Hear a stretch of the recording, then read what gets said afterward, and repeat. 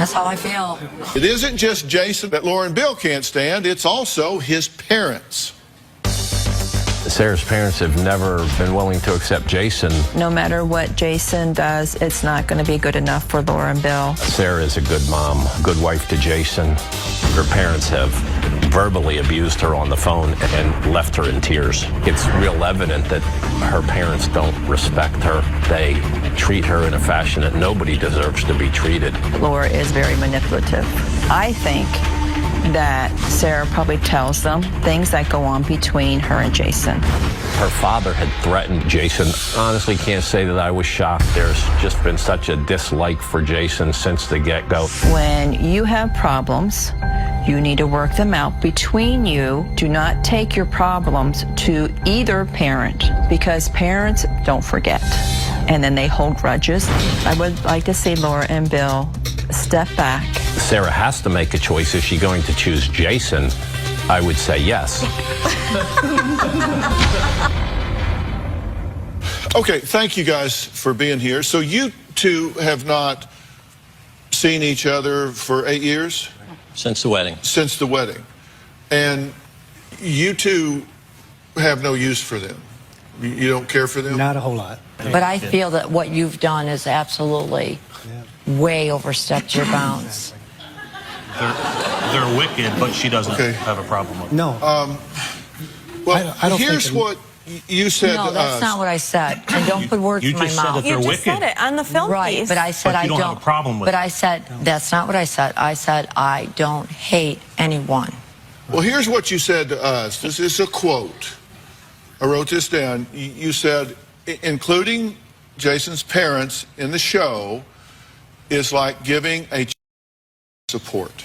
Yeah. That's how I feel.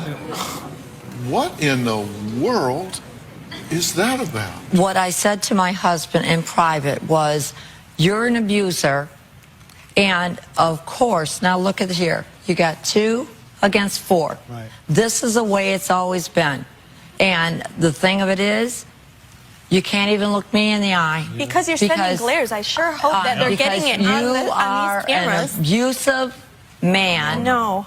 Don't say no. Jason, we've seen it with our own eyes. And I said that you are an abusive man. So, of course, you've got to have your mama and your daddy right next to you. I didn't invite There's them. 2. I did. No, I said to the producer, they said you didn't want him here. I said, this is my show, not yours. Okay. I personally asked, thank you for being here. Yeah. I wanted you here. Thank you for being here. And we're I glad think that you're here as well. her parents are here. His parents were entitled to be here. I asked them here. I wanted them here. And I thank you for coming. Yeah. Doug, what did you want to say?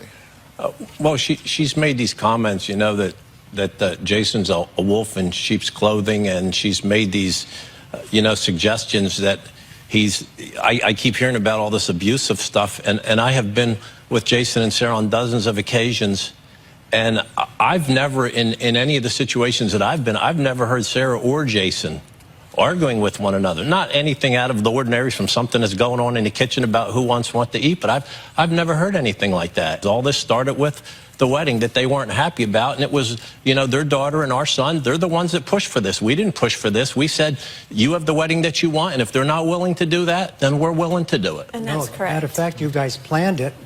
I planned it. In a We three-way. planned it. They didn't plan it. You and your mom. No, my mom didn't plan it. You three Yes, in a she did. three-way No, she didn't. conversation. How would you planned know? this. You were not involved in the Phil, least bit. There you go. He said that There me you and go, my Dr. wife Phil. never got Did you hear married. that? He said me and my mom Because got you married. didn't want to be Because involved. It's kind of weird. Your Because name 200 and your people mom, saw me and my wife kiss at the altar, Your mom's not me name and was my above mother kiss at Sarah's the altar. Yeah. mom's name. No, you just heard it out of her own mouth. And it was, Okay, you know, Melody? bride, Melody, what would you like to say?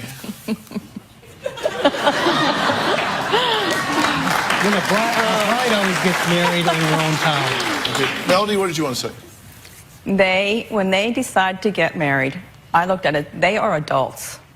They have a right to choose to get married. And I was going to make sure if they went on to have this wedding, I was going to help them have a beautiful wedding. I'm not going to let my son and future daughter-in-law sit back and not have a nice wedding because their parents didn't want to participate. That's not true. No, that is true. That is I sent absolutely emails not- and that letters. That is not Yes, true at it is all. true. And by the way, Melody, you have way overstepped your bounds. It was not your place. Thank It you, was- Mom, for helping me with my wedding. It was Seriously. not welcome. Thank you. No, because you refuse. You refuse. You know, Don't go there.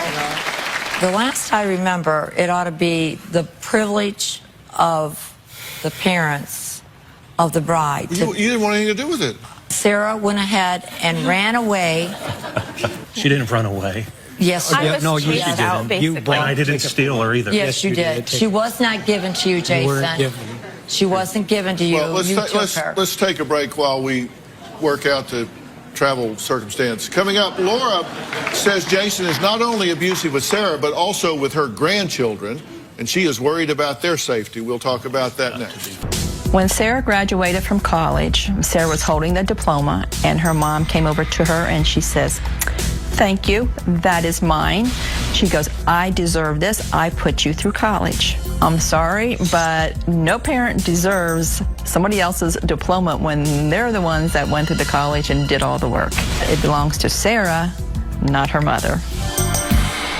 For an Well, example, for the last 8 years, Laura says she's been in mourning over her daughter Sarah's marriage to her pastor husband Jason, because she says Jason stole her daughter from her family.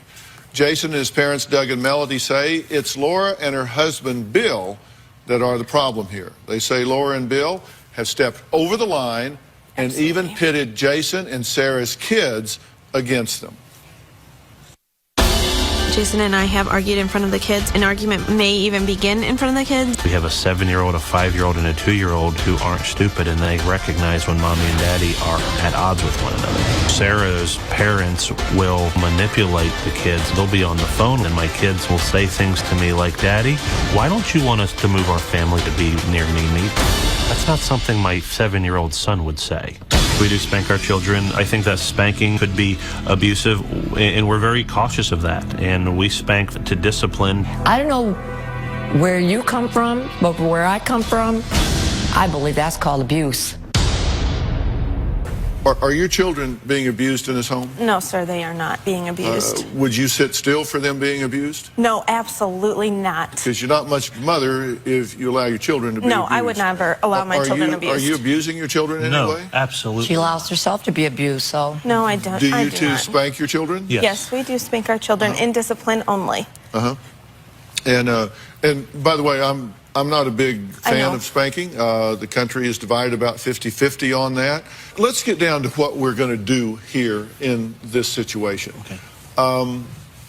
You don't like her talking to her parents because they try to poison her in your mind about your marriage. No, I want her having a relationship with her parents. But I don't want to deal with the fact that she always comes back with me, or the reality is they're abusive to her on the phone.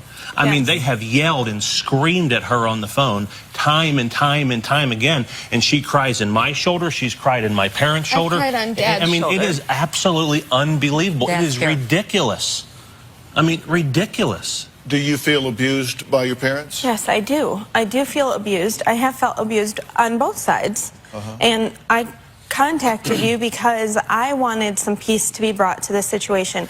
I wanted peace to be brought between my parents and Jason. I wanted peace brought between my parents and myself, between Jason and myself, and between all of us as a whole. My dream for this situation would be that one day I could invite every side for a holiday or for a birthday party or for a graduation. And at this point, I can't do it without getting some form of grief. The wound, the cut has been so deep. Likewise. And the cut has been so deep, we would need time to heal. Dr. Phil, can I we want to have the relationship. I wouldn't have a problem if we spent Thanksgiving or Christmas or all that together, but my wife and I have stayed away from Jason and Sarah's and spending some special times with our grandchildren so that they could be there knowing how much they dislike us. We don't want to have that conflict. So we take separate times and take separate vacations so that we can spend that time. We want our grandchildren to enjoy both sides. I don't have a problem with that. I love my daughter-in-law. We have great times together. I believe that feeling is mutual. The same thing with my wife. And that's what we want. We want them to have a happy home, Jason and Sarah and the kids, and we wish that they would get along with everyone. If you really earnestly felt that, and if you earnestly cared about Bill and I's feelings, why then didn't you right at the very beginning? We come right out and asked you, could you please wait? We are not prepared for this. She asked me the question, so can I respond to the question? Yeah, because you know why? You had just totally, you even went ahead and done our officiating of our daughter's wedding. Okay, and I'm gonna... you wanted to go ahead and omit, if there's anybody here now that is against us, then forever hold your peace. You did not even put that in. Sarah wasn't given. She was taken. I'm sorry, I'm going to just have to, I'm going to have to interrupt you here. Sure. This seed of deception has come from somewhere. Jason is nasty and evil spirit. And he learned that from Best, his mom and dad. I wouldn't treat my Springer Spaniel in the manner they have treated us. I want to wrap up History 101 and talk about where we go from here, because we're running out of time, and it's really important for me to say this. Relationships are negotiated, and that negotiation window never closes. I mean, there's a formula for success in a relationship, and the formula is this. It's a function of how well it meets the needs of the two parties involved. And in order to be successful, you need to learn what her needs are and make it your life's mission to meet them. Yes. Okay? And you need to learn what his needs are and make it your life's mission to meet them. Okay. Okay? Thank you. Marriage is not 50-50. I hate all of these self-appointed motivational speakers and all that get out there and talk about marriage is 50-50. It's not 50-50. Marriage is 100-100. Yep. Everybody has to be all in all the time. It's 100-100. And it is a learned skill set. And I'll bet neither one of you did everything you needed to do to get ready to get married before you got married. I agree. And one of the things I want you to do now, 10 years into the mission, is to go through some premarital counseling.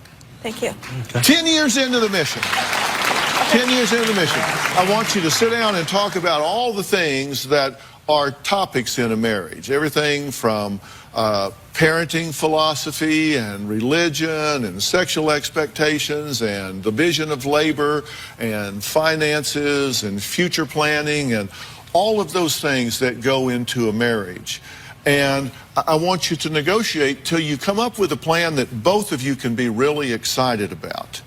Okay. And you have a particular important role here, because if you're going to be a teacher, a leader, a provider, and a protector, the things that are important for the role of the man in the family, then you need to hold yourself to a particularly high standard. Yes.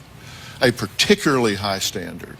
And if you wake up every day and ask yourself a simple question, what can I do today to make my wife's life better? You'll be amazed how things can begin to change. And I want to bring some help to you two, some professional help to you two. Thank you. In terms of some relationship counseling, to sit down and help broker this for you so you have a plan. I don't think you're in particular trouble here, but I do think that if, let's do some preventative work here. Let's do some planning for the future. Let's do some things where you really do have a plan. Okay. And then you have to make a decision as to who you let into your world and into your life. And if they want to focus on how you got into this marriage and what has happened in the past, and if that's toxic for your relationship, then you have to put up some barriers. If they say, you know what, we're going to come in this with an open mind and have an appreciation for there being a new day here. You're not perfect. Has he made some bad choices and bad mistakes? Yes. Have you made some bad choices and bad mistakes? Absolutely. Yes. You've been unfair. You can't run and cry on your mother's shoulder in the bad times and then expect her to forget about all of that when you know. feel better the next day. That's not fair to your mother to do I that. It's agree. not fair to your father to do that. And I'm sorry. So you really need to mature beyond that. I will. But extended family is very important. These children having relationship with all four of their grandparents is very important. Both of you should advocate for your children, but you do that only by being realistic and holding them to the highest standards of being the best person they can be, the best mother, the best wife, the best husband they can be. And you do that best by example rather than by preaching and words. So this was part 2 in a 2-part episode series. If you guys remember what happened in part 1, Jason is a pastor, that's the husband, and he believes that wives should be submissive. He says he's the head of the household, and he also seems to have these anger and rage issues. Like, he can be a bully, he gets in her face, he physically intimidates her. So I do understand why her parents are suspicious of him and why they have some concern and claim that she's being abused in this marriage, because it does sound like there's some level of abuse happening. But also, I think her parents are ridiculous. I don't know what is up with the mom and the way she was treating Jason's parents and the things that she was saying. She's accusing them of meddling and trying to be a part of their marriage. But as we saw all throughout part 1 and in part 2 here, that's exactly what she's doing. So clearly she's projecting. I also still feel that Sarah married another version of her parents, because her parents seem to both be controlling, domineering, over-involved in her life, and her husband Jason from part 1 appears to exhibit the same behavior. In part 2 here, they didn't really cover his aggressive behavior, but it seems to me like her parents kind of paved the way for her to seek out this type of man, because this is also how they treat her. Apparently they verbally abuse her over the phone. So it's not surprising if she's also being verbally abused by her partner. But what did you guys think about this? What do you think about Jason's parents? Do you agree with what they have to say? Do you think that Sarah's mother has a good point? Do you think that Jason is being unfairly judged? You guys let me know what you think. Drop it in the comments.